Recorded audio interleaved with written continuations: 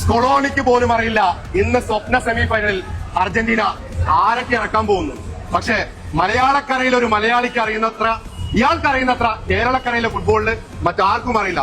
ഈ FIFA 2026 world cup അവസാനിക്കുമ്പോ ഇതിൽ മാത്രമല്ല, ഏറ്റവും കൂടുതൽ മലയാളികൾ നോക്കിക്കണ്ട, ഏറ്റവും കൂടുതൽ കളി പറഞ്ഞ ഒരു മലയാളിക്കൊപ്പം, അതും ഒരു മലപ്പുറത്തുകാരനൊപ്പമാണ് ഞാനുള്ളത്. ഇന്ന് കളിക്കുന്ന സ്ക്വാഡില് അർജന്റീനയിൽ ആരൊക്കെ കളിക്കുന്നു? കോച്ചിലാണ് സ്കലോണിയാണ്. അവിടെ എമിലിയാനോ മാർട്ടിനസ്, പിന്നെ റൊമോറോ ഉണ്ടാവും, ടാക്ലിയാഫിക്കോ ഉണ്ടാവും, മാർട്ടിനസ്. അവിടെ ഡീപോള് യഥാർത്ഥ ഫോമിലല്ല, എന്നാലും സ്കലോണി അങ്ങനെ ഇറക്കുന്ന ഡീപോൾ ഉണ്ടാവുമോ. അവിടെ എൻസോ ഫെർണാണ്ടസ്, മക്കാലിസ്റ്റർ, അവിടെ പിന്നെ നിക്കോപാസിന്റെ പേരൊന്നും അറിയില്ല. അവിടെ അൽമേഡ നല്ല ഫോമിലാണ്. പക്ഷേ ലൗതാറോ മാർട്ടിനസ് ആയിരിക്കും. ജൂനിയർ അൽവാരസ് ഉണ്ട്, നിക്കോളാസ് ഗോൺസാലസ് ഉണ്ട്. ഒരു പക്ഷേ ലൗതാറോ മാർട്ടിനസ് ആകാനാണ് സാധ്യത. അവിടെ ഒഴിച്ചുകൂടാൻ പറ്റാത്ത സ്ട്രൈക്കാണ് നിക്കോളാസ് ഗോൺസാലസ്. പക്ഷെ അർജന്റീന സംബന്ധിച്ചിടത്തോളം ഇപ്പൊ മെസ്സി മാത്രമല്ല ഗോളുണ്ട്, ഒരുവിധ കളിക്കാരൊക്കെ ഗോളുണ്ട്. റൊമോറോ, ഡിസാൻഡ്രോ മാർട്ടിനസ് ഗോളുണ്ടല്ലോ. അപ്പൊ ആ അടിസ്ഥാനത്തിന് ഇപ്പൊ അർജന്റീന മെസ്സിയെ കൂട്ടിയാലും ഗോളുണ്ടാണല്ലേ കളിക്കാരുണ്ട്. പക്ഷെ നിക്കോപാസ് അവിടെ മിഡ്ഫീൽഡ് വരായിരിക്കും.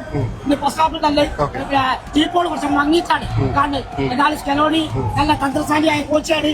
അതുകൊണ്ട് ഒരു കിടിലം പോരാട്ടം നമ്മൾ പ്രതീക്ഷിക്കുന്നുണ്ട്. തീർച്ചയായിട്ടും കേരളക്കരയിലെ ഷൈജു ദാമോദരൻ ലൈവിൽ കമന്ററി പറയുന്നത് നമ്മൾ കണ്ടിട്ടുണ്ട്. പക്ഷെ ഷൈജു ഏട്ടൻ പോലും നോക്കിയിട്ടാണ് വായിക്കുക. ഒരു പക്ഷെ എനിക്കോ ഈ വീഡിയോ കാണുന്ന നിങ്ങൾക്ക് ഒരാൾക്ക് പോലും ഈ പറഞ്ഞ പേരുകളിൽ പകുതി പോലും പറയാനാവില്ല. പക്ഷെ ഒരു കാര്യം ചോദിക്കാം, ഇന്ന് ഇംഗ്ലണ്ട് ഇറങ്ങുന്നു. ഒരുപാട് കാലഘട്ടത്തിന് ശേഷമാണ് ഇംഗ്ലണ്ട് ഏറ്റവും സ്ട്രോങ് ആയിട്ടുള്ള ഒരു ടീം നമ്മൾ കാണുന്നത്, അല്ലെ? ബെക്കാമിന് ശേഷം, റൂണിക്ക് ശേഷം ഇംഗ്ലണ്ടിൽ ഇത്രയും സ്ട്രോങ് ആയിട്ടുള്ള ടീമിനെ 1966 ഇംഗ്ലണ്ട് കിരീടം നേടി. പക്ഷെ ഇംഗ്ലണ്ടിനുള്ള പ്രശ്നം വെച്ചാൽ ഭാഗ്യം കുറഞ്ഞൊരു ടീമാണ്. ലോകത്തെ ഒരു ഭാഗ്യം കുറഞ്ഞ ടീമാണ് നെതർലാൻഡ്സ്. യോഹാൻ ക്രൈഫ് ഉള്ള കാര്യത്തോടെ നെതർലാൻഡ്സിന് ലോക കിരീടം നടക്കുന്നില്ല. അതേ ഭാഗ്യമുള്ള ദോഷമുള്ള ടീമാണ് ബ്രിട്ടൻ. എന്നാൽ തോമസ് ടുസൽ എന്ന് പറഞ്ഞ കോച്ചുണ്ട്, ജോറൽ ഫിക്കോഡ് ഉണ്ട്, ലിവിൽ കോവി ഉണ്ട്, മാർക്കോയുണ്ട്, എറിക്കോൽസൺ ഉണ്ട്, റീസ് ഡെവിസ് ഉണ്ട്, അതേ വാൾട്ടർ, ബെല്ലിംഗാം, അവർ ആരെങ്കയില്, അവർ റാസ്ഫോർഡ്. അപ്പൊ ആരെങ്കയിലും ബെല്ലിംഗാമും നല്ല ഫോമിലാണ്.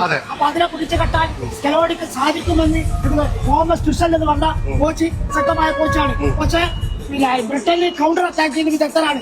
കൗണ്ടർ അറ്റാക്ക് അർജന്റീന യഥാർത്ഥ ഫോമിലല്ല. പക്ഷെ ഓലി എന്താണ് അർജന്റീന ഈ കൊല്ലത്തെ പോരായ്മ? 86 ലോകകപ്പിൽ മറഡോണയുള്ള കാലഘട്ടത്തോടെ ഇങ്ങോട്ടുമായി ശത്രുക്കളാണ്. പോരായ്മ Angel Di Maria, Angel Di മരിയന്റെ ഒരു പോരായ്മ. അതുപോലെ ഡിബാല, ഏഞ്ചൽ ടീം മരിയാണ് മെയിൻ. അപ്പൊ ഏഞ്ചൽ ടീം മരിയ വിരമിച്ചു പോയി. അവിടെ അക്യൂല ഡിഫൻസിനെ കുറച്ച് പറയുമ്പോ അവിടെ ഡിബാല. അപ്പൊ മെയിൻ ഏഞ്ചൽ ടീം മരിയന്റെ ഒരു പോരായ്മ. പക്ഷെ സ്കലോണി വിടവരികെത്തി യൂറോപ്പിലെ ശക്തമായ ടീമാണ് ബ്രിട്ടൻ. ലാറ്റിൻ അമേരിക്കയിലെ ശക്തമായ രാജ്യമാണ് അർജന്റീന. രണ്ട് ഭൂഖണ്ഡം തമ്മിലുള്ള വൻകര തമ്മിലുള്ള കളിയാണ്. എന്നാലും നിമിഷങ്ങൾ മാത്രമാണ് ലോകകപ്പ് സെമിഫൈനലിന് കോഴിക്കോടിന്റെ മണ്ണില് ഫിഫ വേൾഡ് കപ്പിന്റെ ശരിക്കും ഒരു ഫാൻ സോൺ ആണ് സംഘടിപ്പിച്ചത്, അല്ലെ? ഇവരോടാണ് ചോദിക്കേണ്ടത്. ശരിക്കും ഇത് സെമിഫൈനൽ മുമ്പ് ഉണ്ടായിട്ടില്ല. ഇത്രത്തോളം ആരവങ്ങൾ, ഇത്രത്തോളം കളിക്കാർ ശരിക്കും ഒരു ഗ്രൗണ്ടിൽ ഇരുന്ന് കാണുന്ന പ്രതീതിയാണ്. ശരിക്കും എങ്ങനെയാണ് നിങ്ങൾ ഈ ഒരു സെറ്റപ്പിലേക്ക് എത്തുന്നത്? അപ്പൊ നമ്മുടെ ഈഗിൾസ് എഫ് സി എന്നുള്ള ക്ലബ്ബാണ്. അതിന്റെ ചെയർമാനായ മേത്തർ പ്രോജക്ട്സും ഉണ്ട്. അവരാണ് ഇങ്ങനൊരു ഇത് നമ്മുടെ നാട്ടിലെ ഫുട്ബോൾ ഫാൻസിന് വേണ്ടി കൊണ്ടുവരുന്ന ആഗ്രഹിക്കുന്നത്.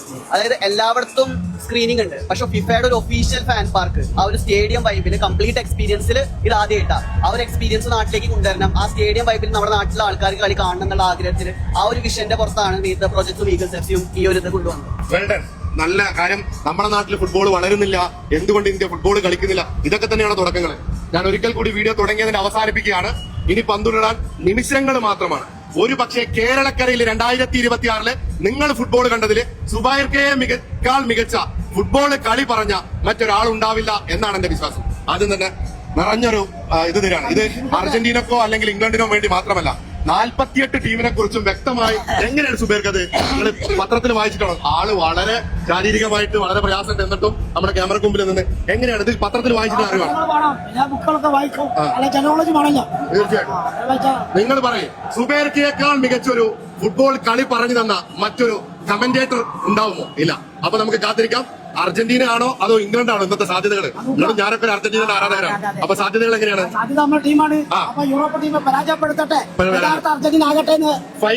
ഫൈനലിലേക്ക് എത്തുകയാണെങ്കിൽ ഈ സ്പെയിൻ നമുക്കൊരു വെല്ലുവിളിയാവോ? ബാക്കി ഫൈനൽ